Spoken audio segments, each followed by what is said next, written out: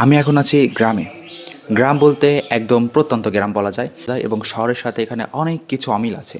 প্রথম যখন আমি আমার এই গ্রামে আসি তখন অনেক কিছুই অদ্ভুত লাগতেছিল। কারণ এখানে প্রথমে আসার পরে আমার দেখা হয় কিছু রেয়ার প্রজাতির পোকামাকড়ের সাথে। প্রথমে দেখে এগুলোকে আমার ভয় লাগতো, মনে হতো যে এগুলো আবার কী জিনিস? অনেক সময় ঘৃণাও লাগতো।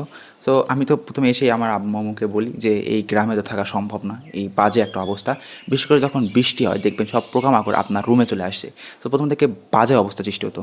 বাট পরে বুঝলাম যে এইগুলাই তো গ্রামের আসল সৌন্দর্য, আসল প্রাকৃতিক পরিবেশ বলতে আমরা যেটা বুঝি সেটাই। এবং গ্রামে আসার পর আরেকটা মজার জিনিস হচ্ছে, আমরা শহরে কি খুব সকালে অ্যালার্ম দিয়ে রাখি এবং অ্যালার্মের শব্দে ঘুম থেকে উঠি এবং একটা অ্যালার্মের সাউন্ড কিছুদিন পরে এতই বিরক্ত লাগে যে ওই সাউন্ডটা শুনলেই আমাদের মেজাজ খারাপ হয়ে যায়। বাট গ্রামে আসলে এরকম কিছুই নাই। গ্রামে আমরা খুব সকালে ঘুম থেকে উঠবো পাখির কিচিমিচি আওয়াজে।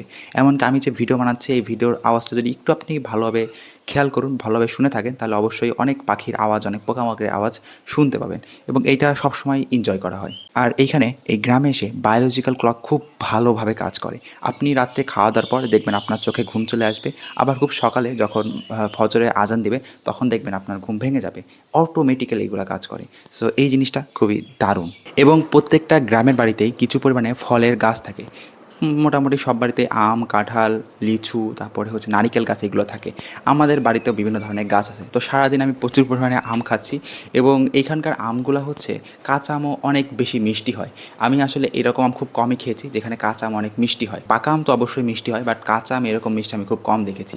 এবং সবথেকে মজার বিষয় হচ্ছে যখন কোনো একটা আম একটা গাছ থেকে পড়ে এবং দেখবেন যে আশেপাশে যত মানুষ আছে সবাই ওই আমটা নেওয়ার জন্য যায় এবং যেই ব্যক্তিটা ওই আমটা নিতে পারে তার মুখের হাসি আসলে দেখার মতো অসাধারণ। সো এইটা আসলে দারুণ একটা বিষয় যাকে বলে মানুষ কিছু না পেয়েও খুশি হয় এরকম। একটা আম সামান্য জিনিস, বাট এইটা পেয়েও সবাই যেই পরিমাণে খুশি হয়, এটা আসলেই দেখার মতো একটা বিষয়।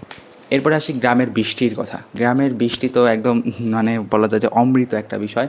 যখন বৃষ্টি হয় দেখবেন চারিদিকে অন্ধকার হয়ে আসে, ঝড় উঠে আসে, চারদিক থেকে বাতাস আসে, গাছগাছালি মনে হয় সব উল্টে যাবে এবং তখন আসলে কি আমরা সচরাচর ঝড় আসলে সবাই ভয় পাই, সবাই রুমের ভেতরে চলে যায়। বাট গ্রামে এটা হয় না, গ্রামে উল্টা জিনিস হয়। সবাই যদি ঘুমায়ও থাকে এই ঝড় বৃষ্টি দেখলে বাইরে চলে আসে। কেন জানেন? এইসব আম, লিচু এগুলো কুড়ানোর জন্য।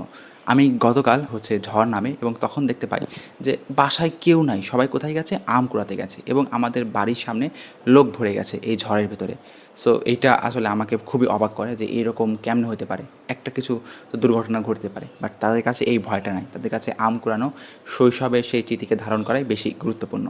এরপরে যখন ঝড় শেষ হয়ে বৃষ্টি শুরু হয়, ওই যে টিনের চালে বৃষ্টির ফোঁটা পড়ার যে শব্দ, এটা তো একদম দারুণ একটা বিষয়। ন্যাচারাল মিউজিক স্টেশনের মতো মনে হয়। আপনি যদি 10 মিনিট মনোযোগ দিয়ে সেই সাউন্ডটা শোনেন, আপনার ঘুম আসার জন্য বাধ্য এবং এই ঘুমটা হবে সবথেকে পিওর একটা ঘুম, যেটা আমরা ঘুমের ওষুধ খেয়েও হয়তো কখনো পাবো না। তো অবশ্যই যদি গ্রামে আসেন এবং আপনি যদি গ্রামে কোনোদিন বাড়িও করে থাকেন, অবশ্যই টিনের চালের বাড়ি করবেন এবং এটা আপনি এনজয় করবেন। এবং এরপরে আসি গ্রামের মানুষের কথায়। গ্রামের মানুষগুলো খুবই সহজ সরল হয়, এই কথা সবাই বলে থাকে। আসলে সহজ সরল হয় কিনা জানি না, বাট এদের একটা বিষয় খুবই ভালো, সেটা হচ্ছে এরা খুবই ফ্রেন্ডলি। আপনি রাস্তায় হেঁটে যাবেন, আপনাকে কেউ চেনে না, আপনি আজকে গ্রামে ফার্স্ট আসছেন, বাট তারপরে আপনি খুব কমই একটু রাস্তা হেঁটে যাবেন এবং কেউ আপনাকে জিজ্ঞাসা করবে না যে আপনার নাম কি, আপনার বাসা কোথায় এবং আপনি কী করেন।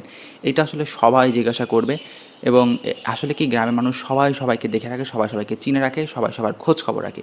শহরে হয়তো আমরা এটা করি না। শহরে দেখা যায় যে আপনি একটা ফ্ল্যাটে থাকেন, পাশের ফ্ল্যাটে কে থাকে তারই আমরা কোনো খোঁজ খবর রাখি না। আসলে সম্ভবও হয় না। বাট গ্রামে সবাই সবার খোঁজ খবর রাখে, কোন বাড়িতে কী রান্না হচ্ছে এই খবরটা হয়তো সবার কাছে থাকে। সো এইটা খুবই ভালো লাগবে। আপনি আসবেন, মনে হবে পুরো একটা ফ্যামিলির ভেতরে আপনি আছেন। গ্রামে গেলে এটা আপনি অবশ্যই গ্রামে গেলে এটা ফেস করবেন এবং অনেকের কাছে হয়তো ভালো লাগবে, অনেকের কাছে খারাপ লাগবে, বাট পার্সোনালি আমার কাছে এটা অনেক বেশি ভালো লাগছে।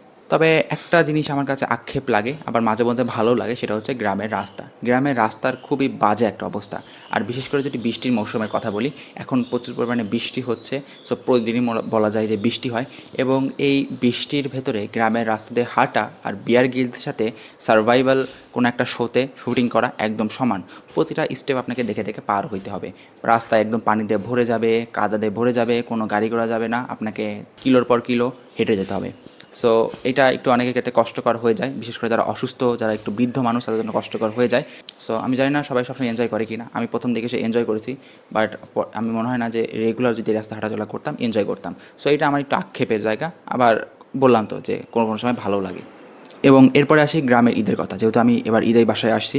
সো গ্রামের ঈদের যদি বলি, খুব সকালে দেখবেন যে আপনার মসজিদে যখন ফজরের নামাজ হবে, ফজরের নামাজের পর মসজিদের মাইকে ভেসে আসবে তাকবীরের আওয়াজ, চারিদিকে তাকবীরের আওয়াজে মুখরিত হয়ে যাবে। খুব সকালে মানুষজন ঘুম থেকে উঠবে, সবাই চলে যাবে পুকুরে। পুকুরে গোসল করাটা খুবই কমন একটা বিষয় গ্রামে, এবং সেখানে গিয়ে সবাই গোসল করবে, এবং সবাই গোসল করার পর সবাই নিজেদের সাধ্য মতো নতুন জামা কাপড় পরবে।